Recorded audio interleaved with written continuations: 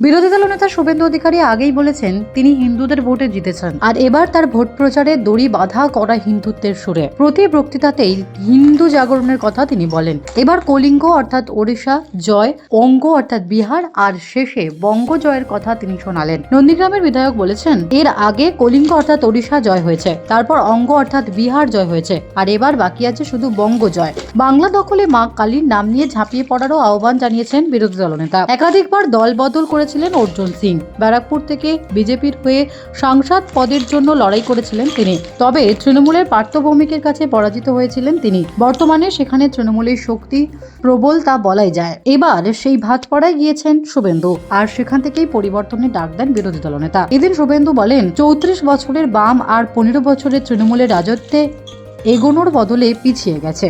আগে এখানে কত মানুষ এসেছেন, এখানে বসবাস করতেন, এখানকার নাগরিক হয়েছেন, কারণ এখানে জুট মিল ছিল, একাধিক শিল্প ছিল, এখানে কাজ মিলতো। আর মমতার রাজত্বে এখানে জুট মিলের তালাক দেওয়া হচ্ছে। রাজ্য সরকার প্রমোটিং এর জন্য আজ জমি সিল করছে।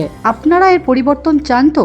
তাই এখানে বিজেপিকে জেতাতে হবে। 2024-এ কলিঙ্গ, 2025-এ রঙ্গ, আর মাতা কালী বলে বঙ্গ জিততে হবে। Bureau report, D Bangla news. সব খবর সবার আগে পেতে আমাদের চ্যানেলটি সাবস্ক্রাইব করুন এবং পাশে থাকা বেল আইকনটিতে ক্লিক করুন, লাইক ও শেয়ার করুন।